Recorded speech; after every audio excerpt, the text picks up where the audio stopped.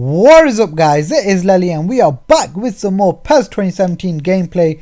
This time we're using France against Germany and we are playing in the rain for the first time because I wanted to see if there was a real improvement from playing in the rain in PES 2016. So before we talk about the differences between the two games, I just want to let you guys know how important I think it is that you use advanced instructions properly. And when I say properly, I don't mean just get the right combinations which look right. So like right now I got one that looks right, but it actually matches my style of play. So you can see this match I'm using hug the touch line and centering targets. So hug the touch line is obviously get the wingers out wide, and centering targets is when your wingers get the ball that your midfielders and your strikers just go flood the box and try to get on the end of any crosses. So that's what you call complementing each other. But I'm an actual naturally wide player. I like to get the ball out wide, so that actually suits me. So that's why I say it's actually got to suit you as well as a player. So there's no point having that setup if you like to play down the middle. It'll be a good setup, but it won't actually suit you, so you won't actually get the best out of the advanced instructions. So that's what I mean by getting it right. I've got a detailed video about the advanced instructions in the description, so I'd highly recommend you go check that out. But let's get into the gameplay. And the differences between the rain in PES 16 and the rain here is that this just feels a lot more natural, so it's hard to describe. So the ball does, like, you'll notice that the ball does die out a lot quicker on the grass. Like it feels like it's heavier with the rainwater or something. I know that might not actually happen, but that's what it feels like. Well, I don't know how they do it, but it does feel like a lot more natural. Where in PES 16 it felt like the ball would just skid on forever and it didn't feel natural. This one, it skids on to start with, but then it dies down very quickly at the end. Like it just feels very natural. So in terms of players slipping, that was one thing that really annoyed me in PES 16, that players used to slip in the rain way too often, and now I rarely see them slipping in the rain. But I think that when they get fatigued, so towards the end of the match, I noticed players were slipping a bit more.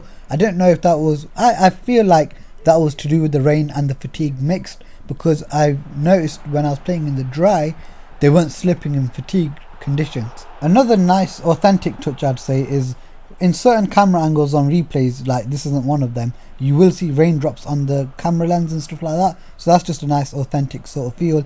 So now you're going to see good use of the centering targets instruction. Not in this clip, the next clip you'll see Giroud gets the ball, he lays it off to a winger, and then by himself he goes into the middle of the box in an angle which you wouldn't normally see in normal football games. If you hold L1 and press X, he will run forward, but in this clip he actually doesn't run forward, he runs towards the centre by running straight up. So you don't normally see that run unless you're actually using centering targets.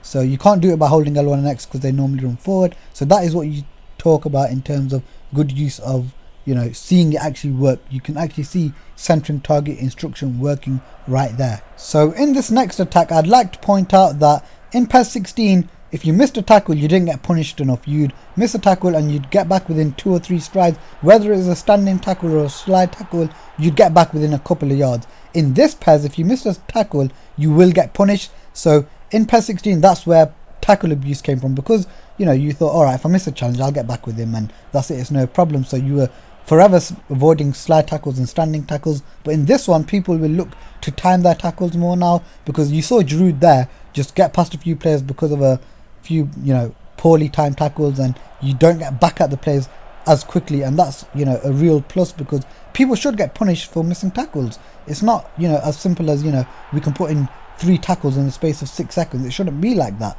So that is one thing I'm really happy about. It's not just in the rain, it's like that all the time. I know I covered referees and injuries in the last video, but this video shows it a bit better, that the referees are lacking that consistency. You see 2 tackles equally as bad, just chops the player out from behind. One of them gets the yellow card and one of them doesn't. I don't see the difference in them, so I don't understand why one of them got a yellow card and the other one didn't.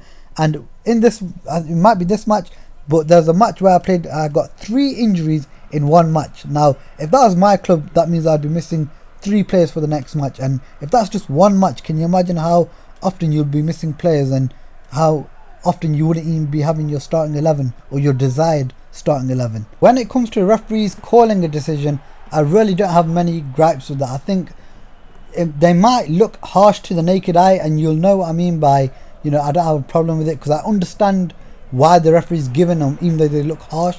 you'll see by the end of this video there's a clip right at the end which I had to slow down, zoom in. Is a penalty that I got. I couldn't believe I got it, but when you zoom in and slow it down, then you understand why. And obviously when you're playing online or something, you might not get that benefit, so you might feel like you've been screwed, or you might feel like it's a really harsh decision.